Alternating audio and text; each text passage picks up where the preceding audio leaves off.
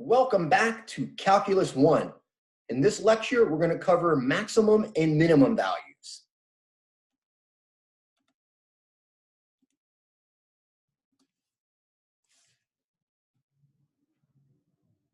All right, one way we can approach this is from where you left off with this topic in your pre-calc course.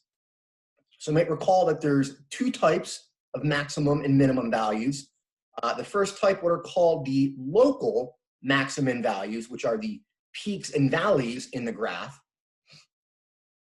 And then there are the absolute maximum values, which represent the biggest and smallest y values contained or attained in that graph. All right, we're only going to consider the graph here from x values 1 to 8. We're going to call that the interval throughout this lecture. So we'll see what role the interval plays in this. Here, our interval is from 1 to 8. All right, now in your pre-calc course, you would have been given this graph and asked to determine the local and absolute maximum values, which we can do. You can see there's some peaks and valleys here. We have valleys, local mins at 2 and 5. And there's a peak, a local max at x equals 4. Okay? The biggest y value, that occurs at x value 8, that biggest y value of 7, and the smallest y value 2, that occurs at x value 2. So we have an absolute min value at x equals 2, and an absolute max value at x equals 8. Now, this is easy to determine, the local and absolute maximum values given a graph. What we're going to ask now in Calculus 1 is basically how do we do this with only the equation. One of the long-term goals that we're going to be working towards in our calculus course is how, given only a function or its equation, how we sketch the graph. So we want to ask, how can we determine local and absolute maximum values without a graph? How can we do this using only the equation? All right, and that's going to be what we start learning in this lecture and continue with in some following ones. All right, before we move on with this graph here, we can kind of get a good idea of where we should start looking for local and absolute maximum values. One place is at the peaks and valleys. Now, something special happens. Notice at the local max and the two local mins, at the peaks and valleys, the tangent lines are horizontal. Horizontal lines have slope 0, and the derivative, that gives us the slope of a tangent line. So what we can say is one place to look for what we're going to call local or absolute maximum values is that what we'll define are the critical points, points where the derivative equals 0. The other place we're going to look for absolute maximum values is potentially at the endpoints 1 and 8 here. And we're going to consider that in general to be the endpoints of our interval, the interval from A to B. All right, now the next thing we're going to get to is first defining exactly what critical points are, and then a few examples covering how to find critical points for functions. Then we'll come back to what role the interval plays in maximum values. All right, our first place to start with is, I guess, a definition for what we're going to call or define as critical points or critical numbers. And there's kind of two parts to this. So we're going to say a critical point of a function is a number, an x value, that is first in the domain of the function, such that one of two things happens. I like to put this first part as number 1, so that way my students don't forget this, which is often overlooked by many students in calculus when looking for critical points. One way to get a critical point is where the derivative is undefined. And that's usually graphically going to be the case where there's a sharp peak or valley. You might recall points in a graph that are sharp are points where the function we would say is not differentiable, or a point where the derivative is undefined. All right, the second, more commonly or frequently encountered way to have critical points, that's going to be where the derivative equals 0, where the graph has a horizontal tangent line. Now let's just take a look at some examples of what these would look like, so that way we can be guided and keep these in mind. The first example of the graph there is a little bit more familiar. Notice the graph is nice and smooth. There's no sharp points or anything weird going on. And there are 3 critical points. There are 2 peaks and 1 valley.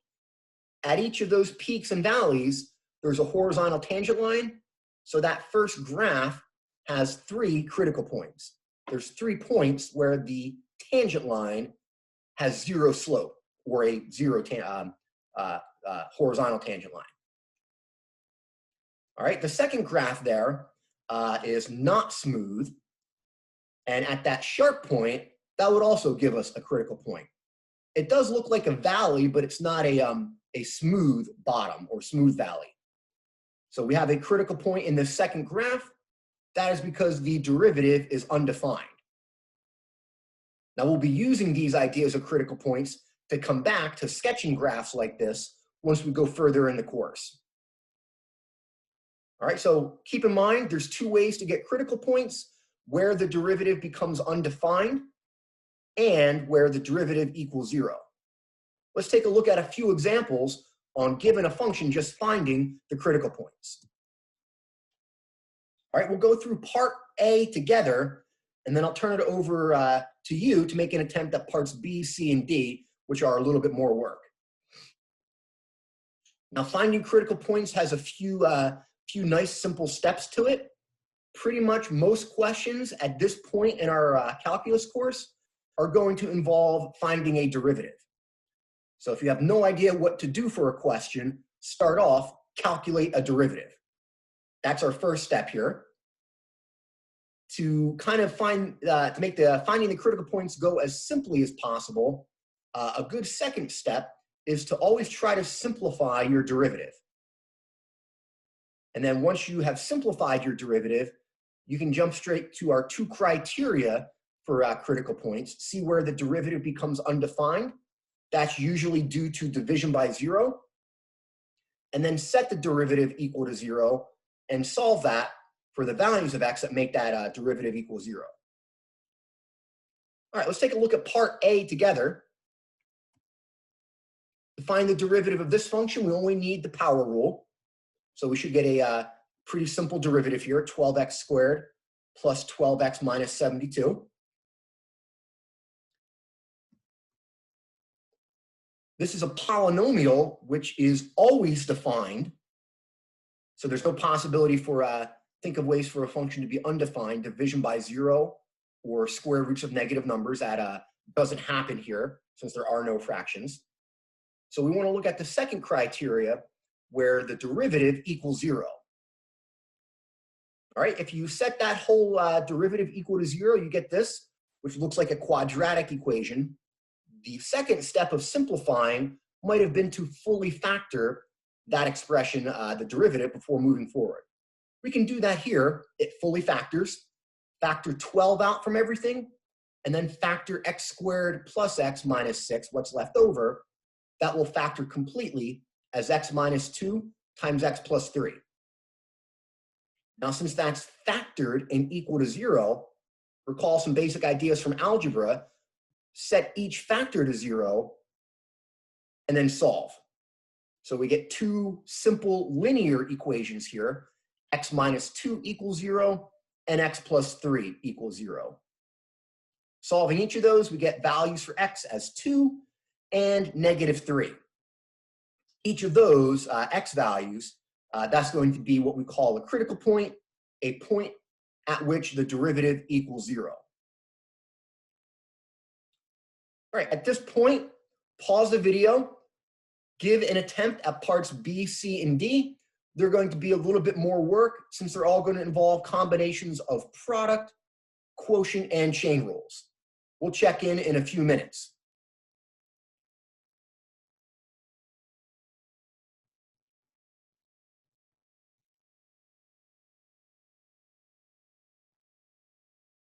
Welcome back. Let's go through part B. To differentiate e to the negative x, we're going to have to use the chain rule. The special case we're going to use is what we introduced earlier called the general exponential rule. This is where we are differentiating a function of the form e raised to a function. All right, the rule stated right up there. G is the inner function. The g prime there is from the chain rule multiplying by the derivative of the inside. If we apply the product rule, the derivative of x is 1, and then differentiating the second part, e to the negative x, by the chain rule, we get that derivative comes out as negative e to the negative x. The negative out front there, that's the derivative of the inside, negative x, which is negative 1. All right, it's not wrong to leave your derivative written like that, but we can clean it up. And notice each term contains the exponential function, e to the negative x in it, so we can factor that out. This is step 2 of finding critical points, simplifying your derivative. All right, this is a combination of a polynomial times an exponential function, which happens frequently. And both those expressions are always defined. So for our derivative here, there's no possibility for the derivative to be undefined. So we can rule that out, the first criteria for a critical point, and jump straight to the second, which is seeing where the derivative equals 0. Now that we have fully factored our derivative and simplified it, we have a pretty easy time of solving that equation, the derivative equal to 0. We have 2 factors. We can set each factor to 0. And the first equation that we have there, 1 minus x equals 0, that's pretty simple to solve.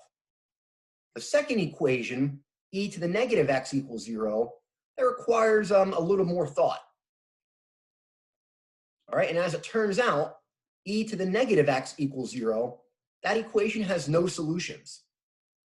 One way to see that is to think of the graph of e to the negative x. The graph has a horizontal asymptote of y equals 0, so the graph never reaches the value 0. So that's why e to the negative x equals 0 has no solutions. The graph never reaches y equals 0. The other way to see that that equation has no solutions, take the natural log of each side, natural log being the inverse of exponential functions. Natural log of 0 is undefined. So that'd be another way to see that that equation has no solutions. Fortunately, the first equation does give us a solution, x equals 1, which is a critical point. All right, part C is very similar, just a little bit more work kind of solving it from after we found the derivative. So this one is again going to be one where we apply the product and chain rules to find the derivative. All right, derivative of e to the negative 2x would be negative 2 times e to the negative 2x. And again, since there's an exponential function here, we can factor that out. Now what's left over is in parentheses 2x minus 2x squared. That you can actually factor further by factoring 2x out from everything. And your end result for a fully factored or simplified derivative is 2x times 1 minus x times e to the negative 2x. Now with that fully factored form, it's like what we encountered in the previous parts. Each expression there is either a polynomial or exponential, which is always defined.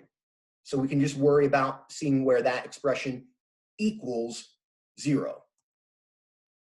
So if we take our derivative, set it equal to 0, since we now have 3 factors, we get 3 equations. The first equation, 2x equals 0, that has a simple solution, x equals 0, divide by 2. And then the middle factor, 1 minus x, that gives us another solution, x equals 1. Again, the exponential, e to the negative 2x equals 0, that again has no solutions like what we saw in part B previously. So here we have two solutions that make the derivative equal to 0. So we have two critical points, x equals 0 and x equals 1. For our last example in part D here, this one doesn't require using the product and chain rules, but rather the quotient rule. So this should be a pretty straightforward question to apply the quotient rule to. And this we can simplify just by noticing if we multiply x by 2x, that will give us 2x squared. There's a cancellation that we can do with like terms. So what you should find if you fully simplify your numerator is you have 1 minus x squared, and then in our denominator is x squared plus 1 squared. Recall for the quotient rule, the end result from the quotient rule, the formula, it has the function's denominator squared, which is why we have x squared plus 1 squared in that denominator. All right, now since our function started off as a fraction or rational expression, the same thing happens for the derivative. It also typically comes out to be a fraction or rational expression. All right, since we have a fraction, there's the possibility for that to be undefined, since for fractions, division by 0 makes them undefined. So if we set our denominator equal to 0, we can see if there's any values of x that make the denominator equal to 0. So we could start off there, take the square root of each side to cancel the square there on the outside of the parentheses. It will cancel, leaving you with x squared plus 1 equal to 0. Now, if we were to try to solve that further, maybe isolate the square by subtracting 1 and then taking the square root, you'd end up taking the square root of -1, which is undefined as a real number, but it is defined as an imaginary or complex number. Now, the standard calculus sequence of which our course is part of, we're not going to think about or work with imaginary or complex values. So we're going to say this equation, x squared plus 1 equals 0, that has no real numbers as solutions. What this is saying is the derivative here won't become undefined since the denominator will never equal 0. There's no values of x that make that denominator 0. All right, there is the possibility to get critical points from seeing where the derivative equals 0. So if we take our derivative and now set it equal to 0 and solve, we typically get equations with fractions. A good way to start solving them is to multiply both sides by a common denominator, or LCD. And if you multiply both sides by that denominator, x squared plus 1 squared, it'll cancel out on the left side, and 0 on the right side times anything is still 0. And we get a considerably simpler equation here. Notice what you're left with is the numerator, 1 minus x squared, equals 0. This, unlike the equation above, does have solutions. If you isolate the square and then take the square root, you should find that you get two solutions, plus and minus 1. So what we find is that this function has two critical points, -1 and 1, which are values for which the derivative equals 0.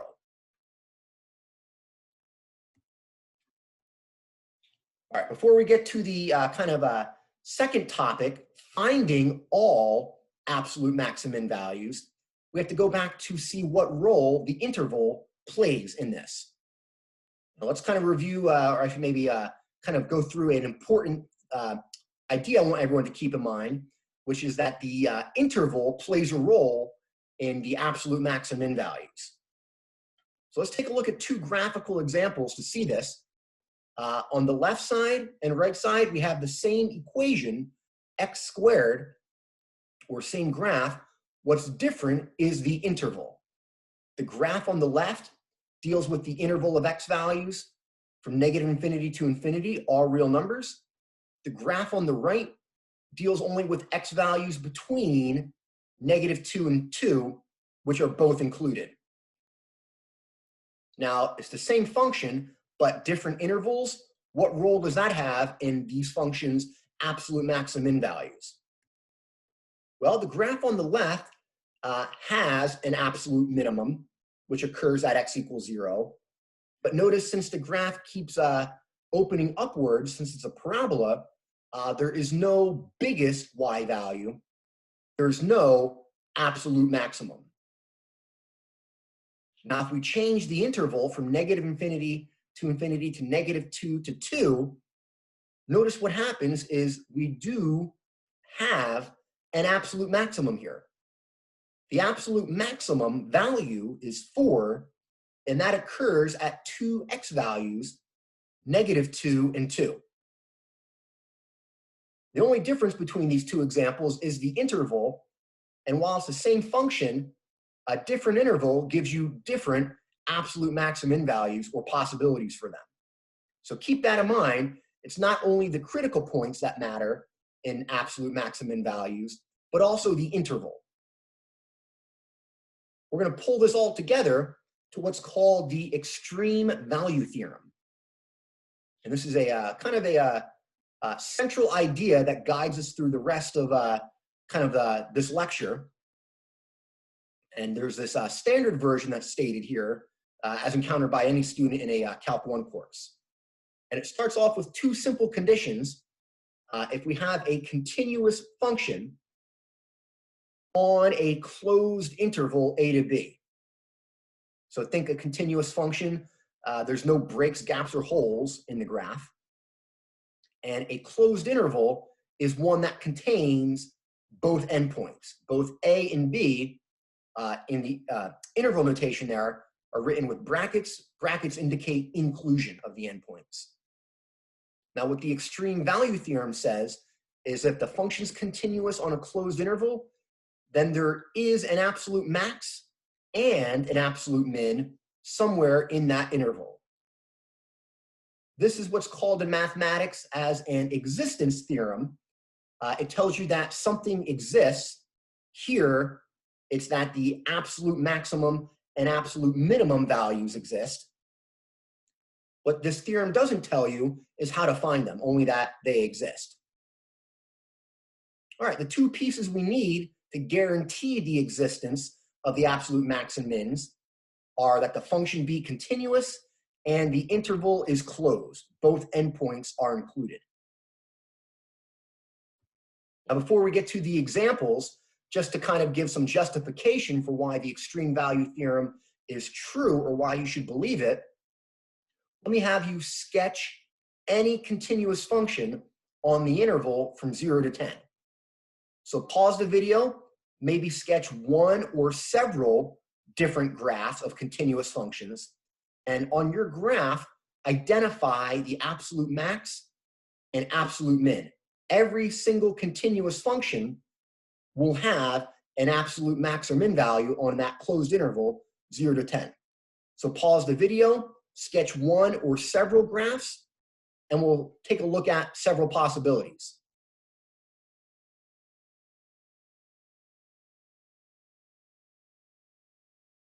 Welcome back. Now, since the graph you sketched might be very simple or very complicated, let's take a look at a few examples. Let's say for the first graph you could have sketched is maybe a straight line. So let's say we have a straight line from the origin, increasing, going up to some y value, some positive y value there. Now for that continuous function, there's an absolute min all the way at the left at x equals 0, and there's an absolute max all the way to the right at x equals 10. So there is an absolute max and absolute min. All right, that's a very simple graph. Maybe your graph is a little curvier than that of a straight line. Maybe your graph here looks like what we have here for the second one. It is continuous, but notice now we have a peak kind of in the middle of that interval. At that peak, the function reaches its absolute maximum, which is also a local maximum. And then our absolute min is all the way at the right at x equals 10. A third example, maybe a little more complicated. This graph is a little curvier than our second one. This has also an absolute max and min, which occur at the peak and valley there. So what these three examples show you is the different possibilities for where the absolute max and min values could occur. They could either be both at the endpoints of the interval, or both of them, or one of them within the interval, somewhere between the endpoints. All right, to find the absolute max and min values, which we'll be getting to in the following examples, we're going to use what we'll call the closed interval method. This is a way to find the absolute max and min values of a function that's continuous on a closed interval. All right, since there's the possibility of the absolute max and min values occurring at peaks and valleys, recall peaks and valleys were related to what we defined as critical points. Step one is let's first find all of our critical points. That involves finding the derivative and seeing where it's undefined or equal to 0. All right, the second step is we're going to check the values of the function, not the derivative. We're going to check the values of the original function, and we're going to evaluate that at all of our critical points and all of our endpoints. The final step is just comparing all those values. Of all those values, the y or function values, the largest of those is the absolute maximum. The smallest of those is the absolute minimum. Before we move on to the examples, maybe pause the video, copy this down. That way you can refer to that through the following examples. All right, let's take a look at example 2, which is finding absolute min values of a function on an interval. All right, this one's pretty straightforward. The question is going to ask, find the absolute max and min values of this function, a simple polynomial, on the closed interval from 0 to 6. Now, this is a good one to start with since the derivative only requires basically the power rule to calculate it. So it should be pretty minimal work to find the derivative, 6x squared minus 30x plus 24. This, we might actually want to simplify it first, fully factor that. You can factor a 6 out from all terms, and then factor the part left over as x minus 1 times x minus 4. And some of you might be comfortable just from here seeing what the critical points are, what the values of x are that make this derivative equal to 0. And we get two critical points, x equals 1 and x equals 4. At this point, through the closed interval method, we're basically done with everything related to calculus. The rest of it is just plugging it in basically to the function. So we're going to check the values of the function f of x, not f prime, at critical points and endpoints. We're just going to plug those into the original function's equation. We have 4 different x values, 0, 1, 4, and 6. Those are a combination of critical points and endpoints, the endpoints being 0 and 6. And if you plug all those values in order, you should find the function value at x equals 0 is 7. When x is 1, the function value should come out to 18. When the x value is 4, you should get negative 9. And for x value 6, you should get 43. If we compare and look at all those y or function values, the biggest of those is 43. That's going to be our absolute maximum. And the smallest of all those values is negative 9, which is our absolute minimum.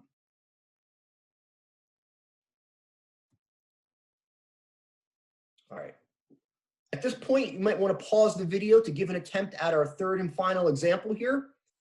This one requires a little bit more work to find the derivative, where you're going to have to use a combination of product and chain rules to find that derivative. Pause the video and we'll check in a few minutes.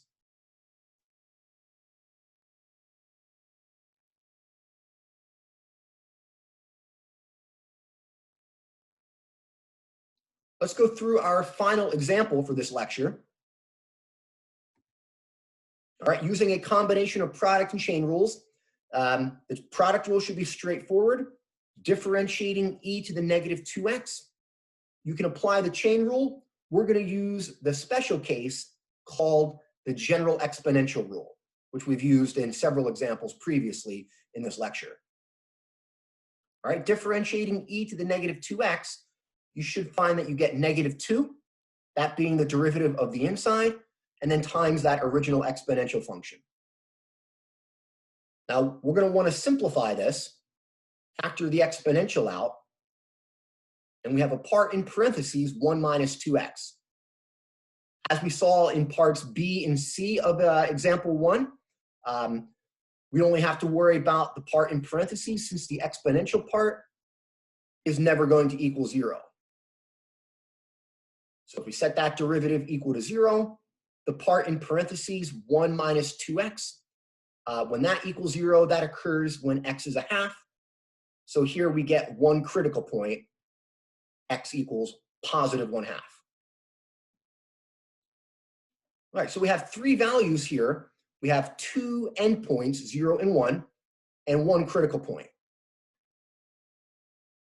All right, this one would be easy to do by plugging all these into the function and maybe using our calculator, but I want to use this as an example, as a chance to develop your quantitative skills without jumping straight to a calculator. So let's plug in x equals 0 to the function. That's straightforward, you should get 0.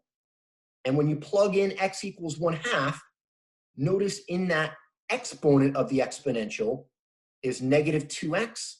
When x is a half, 2 times a half will cancel to 1. So you should find here, when x is a half, you get 1/2 e to the negative 1. And when you plug in x is 1, you should get e to the negative 2.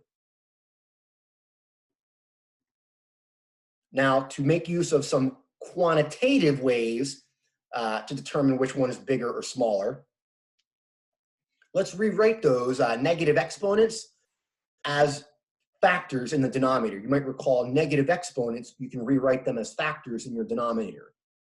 So we can rewrite the function value at a half as 1 over 2e, and the function value at 1 as 1 over e squared. Now, to do a comparison here, we're going to want to keep in mind that Euler's number, E, it's approximately 2.72. Recall, Euler's number is like pi. It's infinite and non-repeating. And keeping in mind E is about 2.72, certainly easy to see that 2e is less than e squared. Notice 2e and e squared, those are the denominators of the function values in our table there. Now, while it's easy to see 2e is less than e squared, we can basically cross divide to get basically those fractions. We're going to divide both sides of that inequality by e squared and divide both sides by 2e. And if you do that, what you should find is you have 1 over e squared is less than 1 over 2e. What that tells you is 1 over 2e is bigger than 1 over e squared. Keep in mind some basics of fractions.